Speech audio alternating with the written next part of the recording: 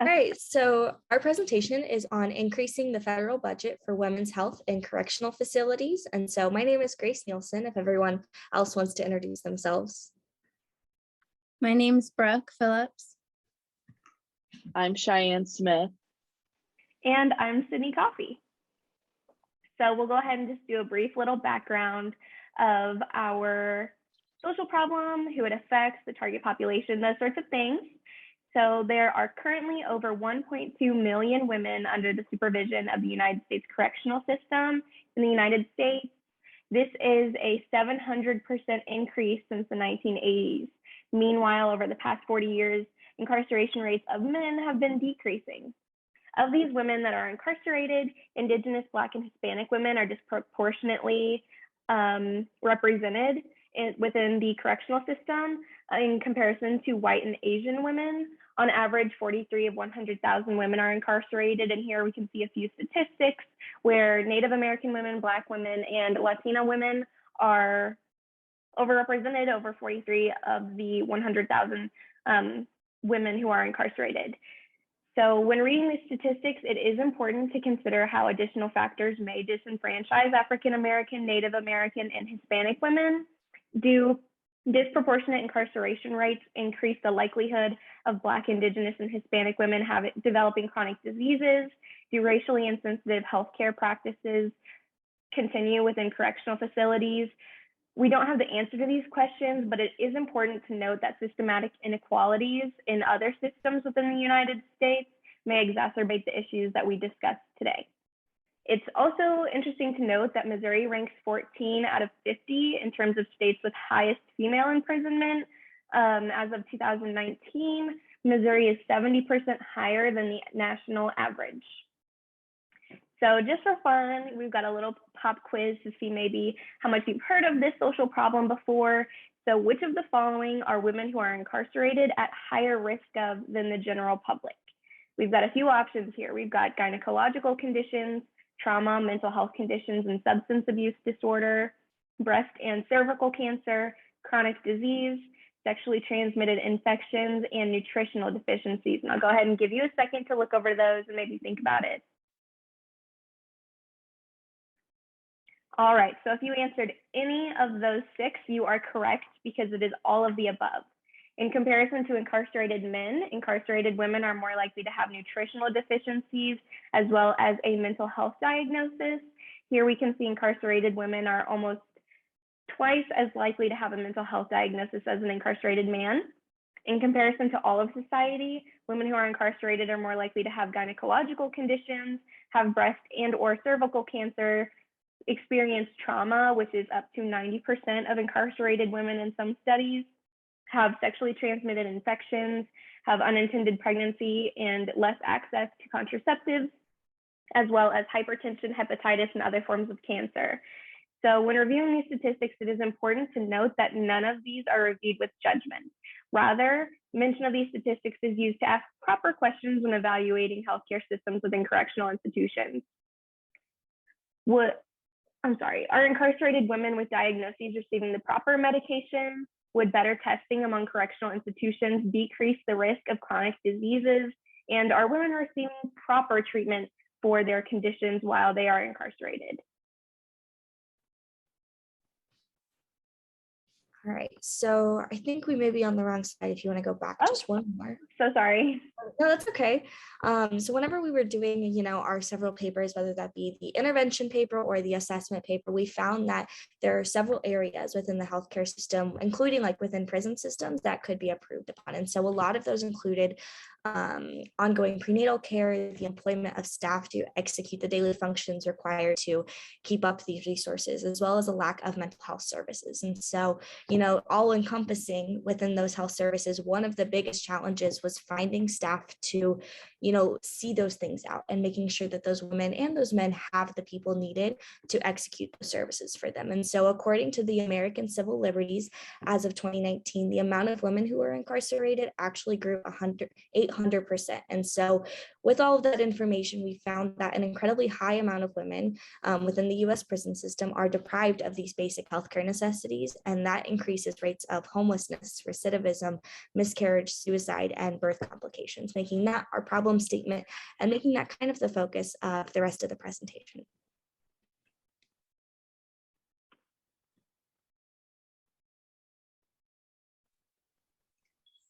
Moving forward in our presentation, throughout our assessment, we did a lot of research.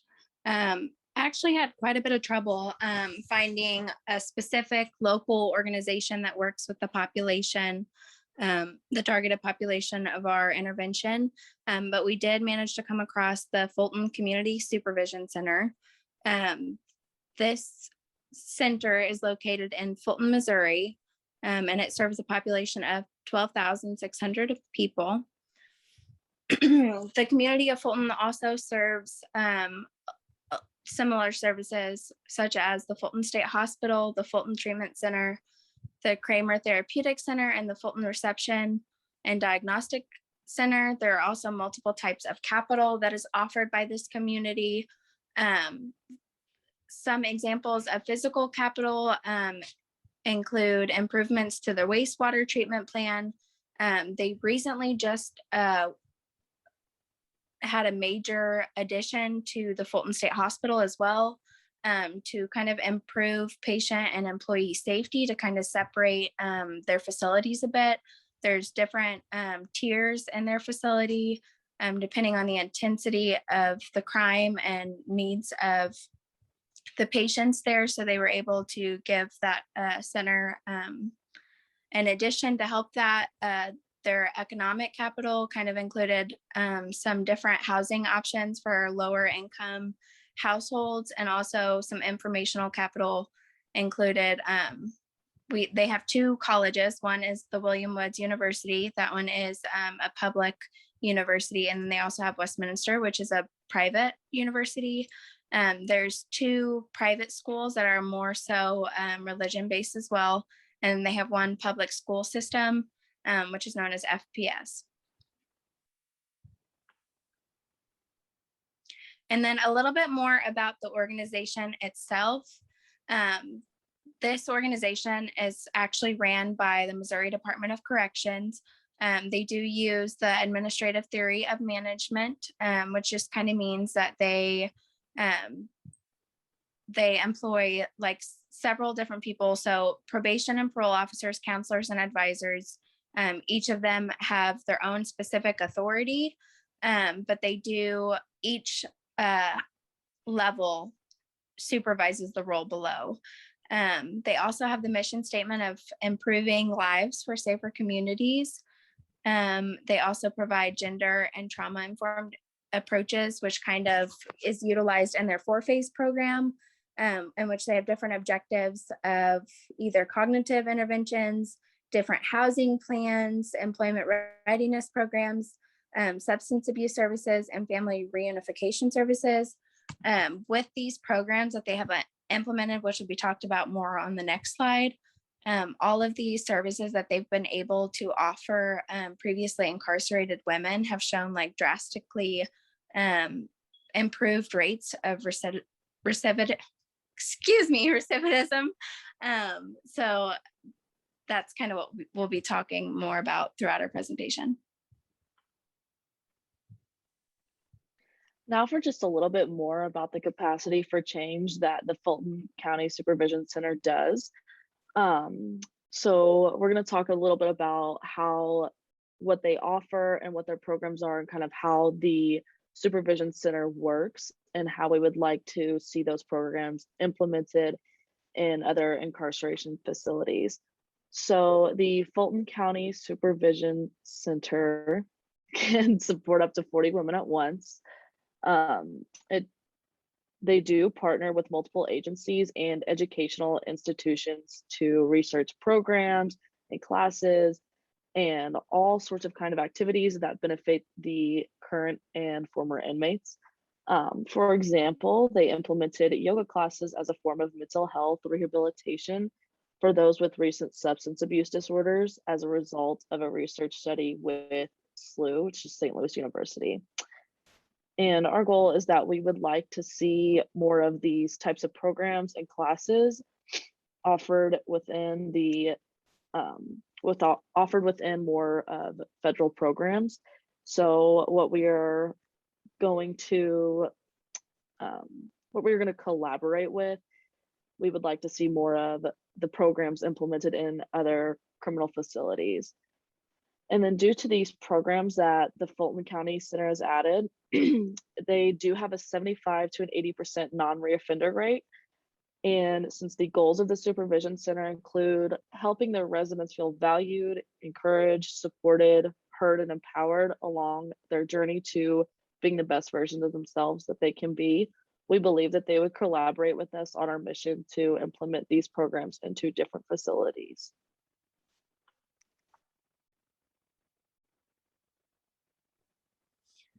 As far as our hypothesis, that really ties into the problem statement of our intervention. So by implementing similar services of FCSCs, or the Fulton Community Supervision Center, and redistributing federal funding, we believe that incarcerated women will be able to better receive healthcare opportunities and mental health services. So here we can discuss our intervention a bit more based on the healthy communities produce healthy people theory. We believe, I'm sorry, can you guys hear me? Because for some reason it's not telling me that. Okay, thank you. It wasn't telling me you could hear me.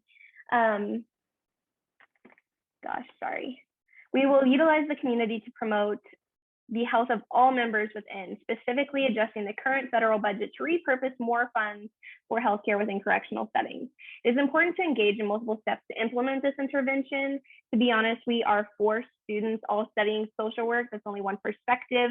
So it's important for us to develop some relationships with additional allies, with some other expertises that can be useful, such as healthcare knowledge or policy knowledge or economic knowledge. We will develop a team to advocate for women who are incarcerated. We would need to persuade legislators to listen, to accept what we're saying, and agree to our intervention to begin engaging. To do this, we would need to know our issue well. We will ask allies, the target population, and the legislator, or the benefit population, and legislators for help. We will develop action steps to introduce new funds and redistribute existing funds properly within the Department of Corrections. This intervention is likely to face some resistance, so it is important to neutralize the opposition to prevent spread of false information while we attempt to advocate for these individuals. Thankfully, we do have the Fulton Community Supervision Center as an example of a smaller scale successful implementation of these strategies. The participants of our intervention include mainly the benefit group, which does include the women who are incarcerated.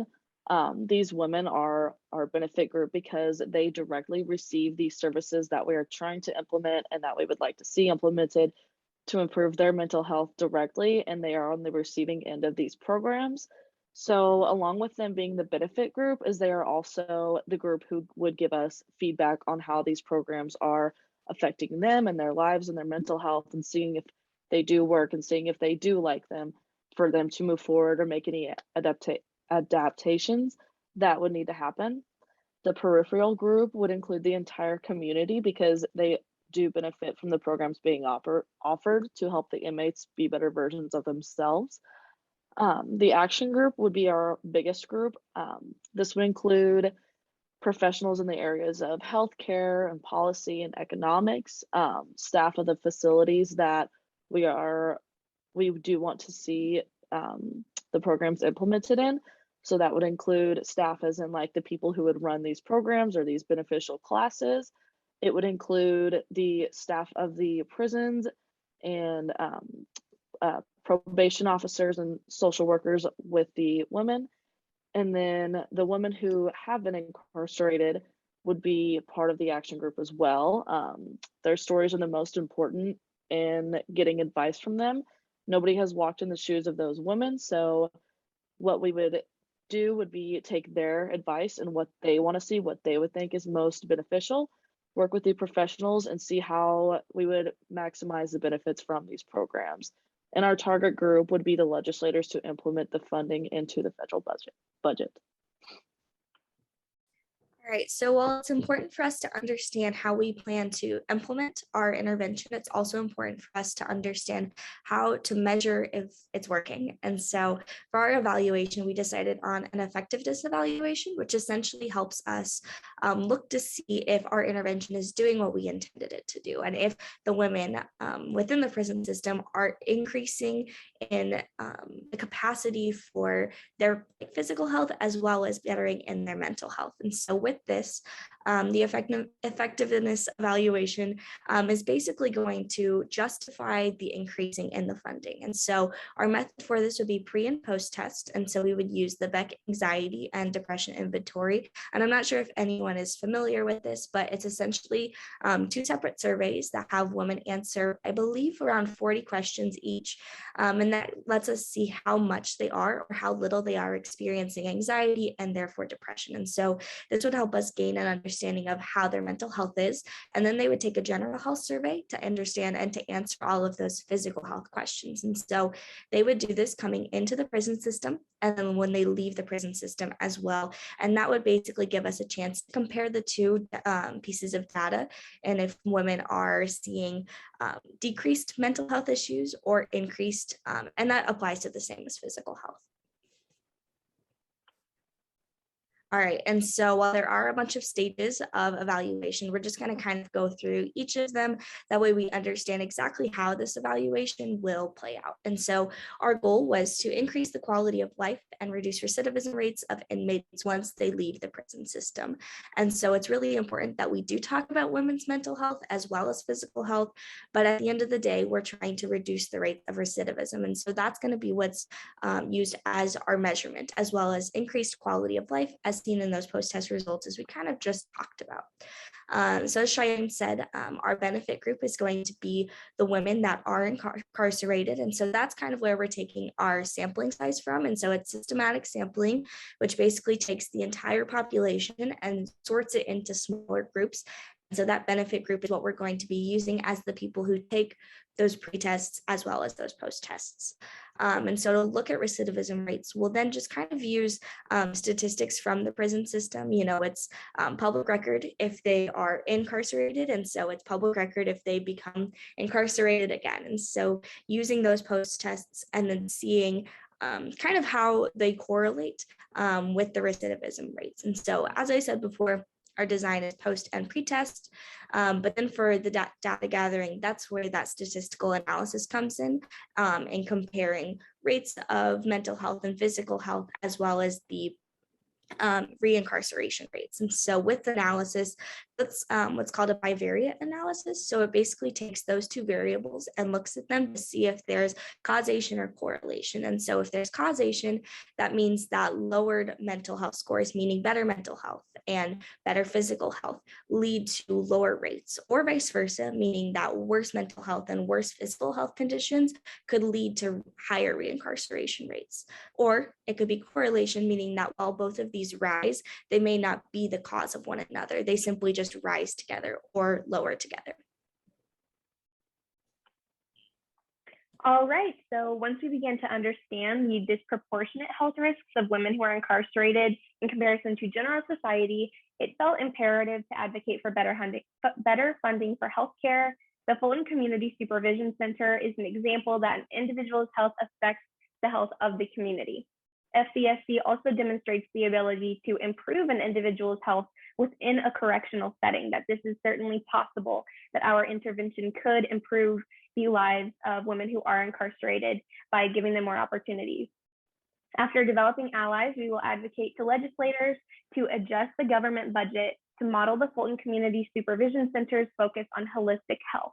So that would include, as we discussed earlier, maybe a lack of transparency of funding, evaluating where the funding is going, giving them more funding for more opportunities for healthcare to react or to provide those proactive services as well as the reactive services.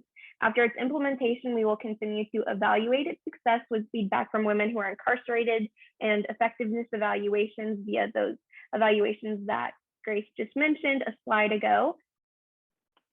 And, we would love to hear what you guys think. We would love to hear your thoughts on this topic. So we did design a discussion prompt that we would love for your response to. The United States could be described as an individualistic society. Many individuals have advocated for affordable and attainable healthcare for years, universal healthcare for all citizens of the United States, but they've met a lot of resistance. Do you think this intervention will receive a lot of resistance from individuals and legislators as well? If so, how would you frame the social issue and/or intervention to get more support? So please feel free to leave all thoughts and comments. We would love to hear what you're thinking based on your different experiences and your different knowledge. And thank you very much for joining us today. Here is a list of our sources that we use. Does anyone else have anything they'd like to mention? I think really quick, if you'll go back to the discussion prompt, I think it's really important for us to understand that people look at those who are incarcerated differently than they look at someone who isn't. And so when we do advocate for, I don't want to say like universal healthcare, but, larger accessible healthcare, especially within the prison system, we look at it from the stance of those who are incarcerated and not just those who are working jobs in a home without having to be within that system. So just kind of keep that in mind as you're answering those questions and make sure you're kind of changing the lens in which you answer this discussion. Thanks, guys. Thank you.